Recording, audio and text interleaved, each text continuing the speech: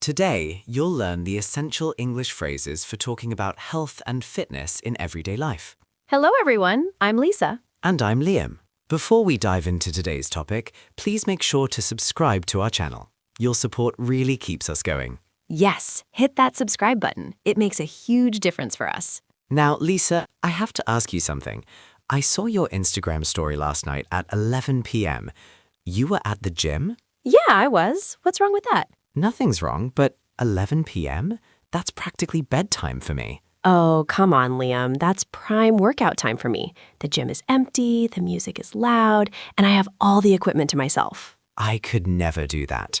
I'm at the gym at 6 a.m. when the sun is just coming up. 6 a.m.? That's the middle of the night for me. I'd rather die than wake up that early. Early bird gets the worm, as they say. Yeah, well, the night owl gets the quiet gym. Fair point.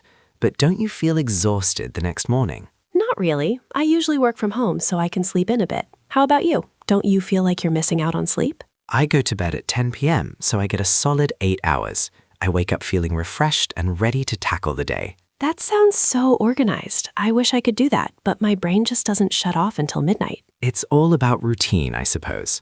Once your body gets used to it, it becomes automatic. Maybe, but I think I'm just wired differently. Night is when I feel most alive. So what's your workout routine like, Lisa? I do a lot of cardio, running on the treadmill, cycling, that sort of thing. I love the endorphin rush. Cardio. That's very American of you. What do you mean by that? In the UK, we tend to focus more on functional fitness, things like bodyweight exercises, yoga, or even a good walk in the countryside. A walk? That's not a workout, Liam. That's just walking. You'd be surprised. A brisk walk through the hills can be quite demanding, and it's much better for your joints than pounding away on a treadmill. I guess that makes sense, but I need the intensity. I need to feel like I'm really working hard. That's the cultural difference, isn't it?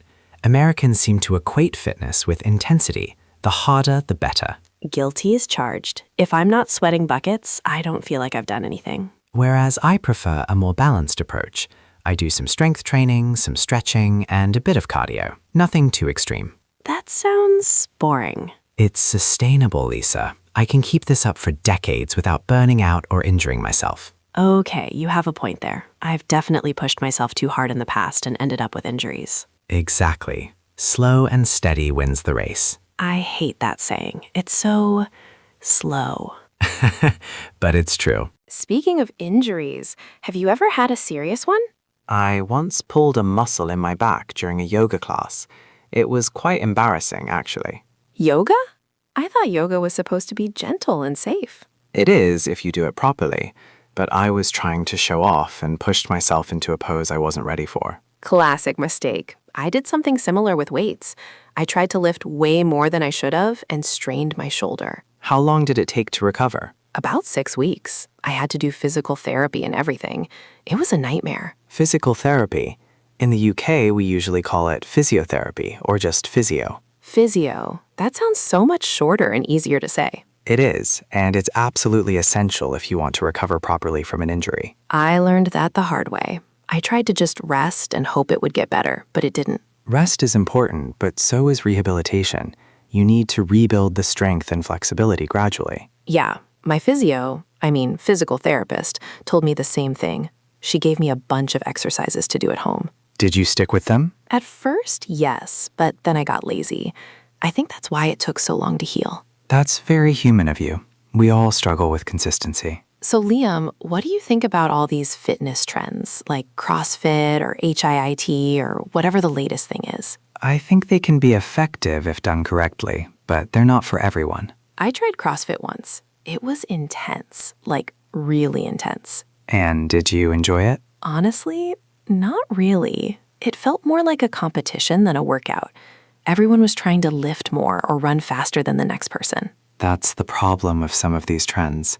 They focus too much on performance and not enough on health. True. I felt like I was going to throw up halfway through. That doesn't sound healthy at all. It wasn't. I never went back. But I know people who love it. And that's fine. Different people need different things. The key is finding what works for you. What about you? Have you ever tried any of these trendy workouts? I tried a spin class once. You know, the indoor cycling with loud music and an instructor shouting at you. Oh my God, I love spin class. It's like a party on a bike. It was far too loud for me. I couldn't hear myself think, and the instructor kept yelling, "Push harder, faster." That's the whole point. It's supposed to motivate you. It just stressed me out. I prefer a quiet run in the park where I can clear my head. See, that would bore me to death. I need the energy, the music, the atmosphere. We really are opposites, aren't we? Completely. But hey, at least we're both trying to stay healthy. Let's talk about diet for a moment. Because fitness isn't just about exercise, is it? Oh, don't even get me started on diet. That's where I really struggle. Why is that? I love food too much. Pizza, burgers, ice cream. I can't resist. There's nothing wrong with enjoying food, Lisa. The problem is when it becomes excessive. I know. But when I'm stressed, I eat. When I'm happy, I eat. When I'm bored, I eat. That's emotional eating. It's very common. Do you do that too? Not really. I was raised with the idea that food is fuel. You eat to nourish your body, not to comfort yourself. That sounds so British and kind of sad. It's not sad, it's practical. I enjoy food, but I don't let it control me. I wish I could say the same. I've tried every diet out there. Keto, paleo, intermittent fasting. Nothing sticks. Perhaps that's because diets don't work in the long term. What you need is a lifestyle change. Easier said than done, Liam. I know, but it starts with small changes.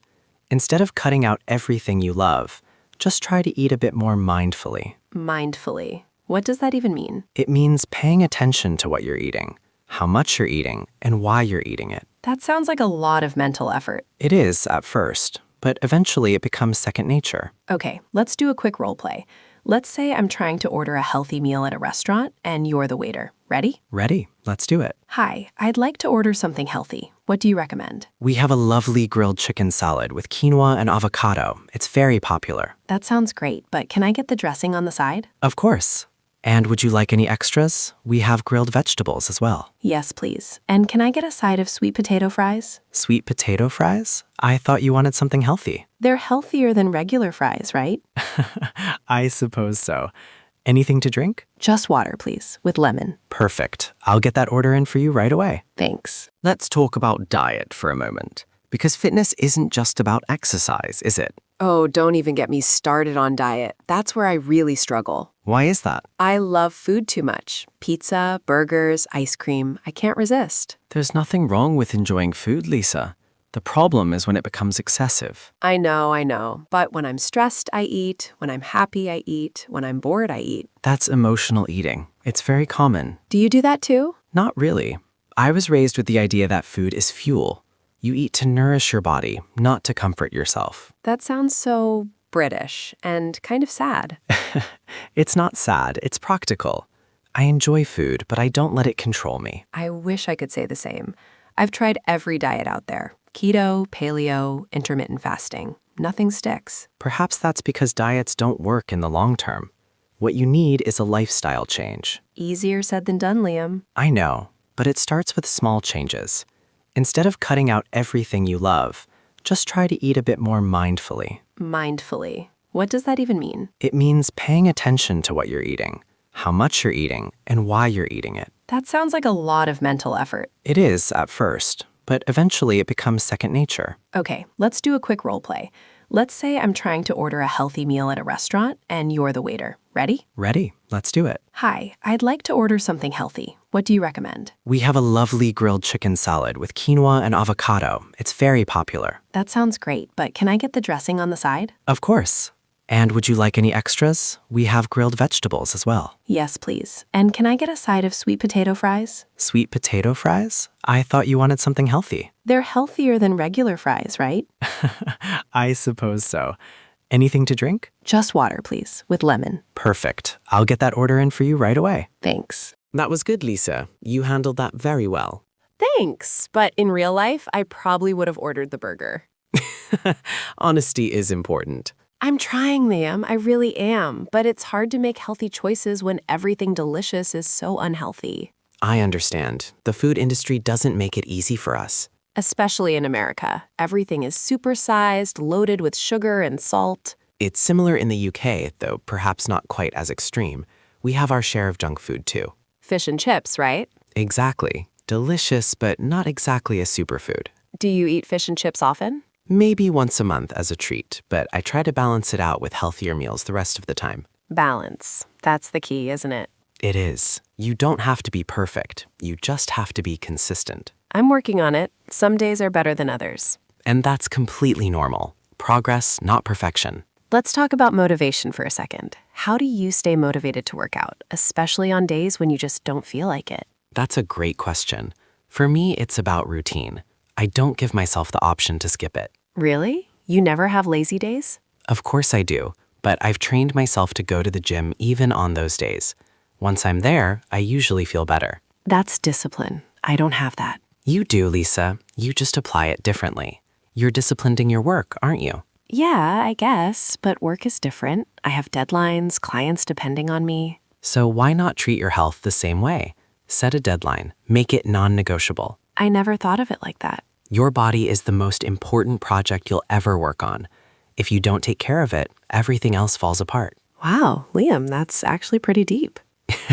I have my moments. I think my problem is that I rely too much on motivation, and motivation is fleeting. Exactly. Motivation gets you started, but discipline keeps you going. I need to write that down. You should. And remember, it's okay to have off days.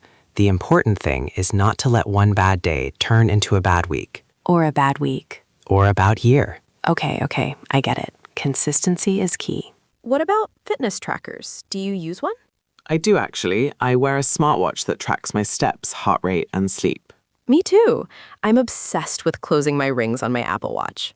Closing your rings. Yeah, the activity rings. Move, exercise, stand. I feel so accomplished when I close all three. I understand the appeal, but I try not to get too obsessed with the numbers. Why not? Numbers are motivating. They can be, but they can also be misleading. Just because you hit 10,000 steps doesn't mean you've had a good workout. True, but it's better than nothing, right? Absolutely. And I do think tracking can be helpful, especially if you're trying to build new habits. I love seeing my progress over time. Like last month, I averaged 8,000 steps a day, and this month I'm up to 10,000. That's excellent progress. Well done. Thanks. It's the little wins that keep me going. Exactly. Celebrate those small victories. Okay, let's talk about something that nobody likes to talk about. Rest days. Ah, yes, the necessary evil. Do you take rest days, Liam? I do. Usually 1 or 2 days a week where I don't do any structured exercise. That must be hard for someone as disciplined as you. It was at first. I used to feel guilty about not working out. But then I learned that rest is when your body actually recovers and gets stronger. I know that intellectually, but emotionally, I feel like I'm being lazy. You're not being lazy. You're being smart. Overtraining can lead to burnout and injury. I've definitely experienced that. There was a time when I was working out every single day and I just hit a wall. What happened? I got sick. My immune system was shot because I wasn't giving my body time to recover. That's a common mistake. People think more is always better, but that's not true with fitness. So now I try to take at least 1 full rest day a week, sometimes 2 if I'm feeling really tired. That's wise. And on rest days, you can still do gentle activities like walking or stretching. Yeah, I like to go for a walk in the park. It's relaxing and doesn't feel like work. Perfect. That's what rest days should be. Recovery, not punishment. Before we wrap up, I want to ask you about something. Mental health and fitness. How do they connect for you? They're deeply connected. When I exercise regularly, my mental health improves dramatically. Same here. I've struggled with anxiety for years, and working out is one of the few things that actually helps. It's because exercise releases endorphins, which are natural mood boosters. I call it my therapy session. After a good workout, I feel like I can handle anything. I feel the same way. It clears my head and helps me think more clearly. But here's the catch. When I'm feeling really anxious or depressed, the last thing I want to do is work out. I understand that completely. It's a vicious cycle. You need exercise to feel better, but you don't feel good enough to exercise. Exactly. So what do you do in those moments? I make it as easy as possible. I tell myself I only have to do 10 minutes, just 10 minutes of movement. And does that work? Usually, yes. Once I start, I often end up doing more. But even if I don't, 10 minutes is better than nothing. That's a good strategy. I'm going to try that next time. Please do. And remember, fitness isn't just about physical health. It's about mental and emotional health too. Absolutely. Taking care of your body is taking care of your mind. Well said, Lisa. All right, everyone, let's do a quick review of what we talked about today. We covered quite a lot, didn't we? We did. First, we talked about workout routines and how different they are between the UK and the US. Yes, and we discussed the importance of finding what works for you, rather than following every fitness trend. We also talked about injuries and the importance of physiotherapy, or physical therapy, depending on where you're from. Diet came up as well, the idea that food is fuel and the struggle with emotional eating. Motivation versus discipline. That was a big one for me. And rest days, how important they are for recovery and preventing burnout. Finally, we talked about the connection between fitness and mental health. Some key phrases you learned today: cardio, endorphin rush, pull to muscle, emotional eating, mindfully, progress not perfection, and closing your rings. If you're trying to talk about fitness in English, these are essential phrases. And remember, fitness is a journey, not a destination. Be patient with yourself. Great advice, Liam. Okay, everyone, if you enjoyed today's episode, please give it a thumbs up and leave a comment below. We love hearing from you. Tell us about your fitness journey or any topics you'd like us to cover in future episodes. Thanks so much for listening, and we'll see you next time. Take care, everyone. Goodbye.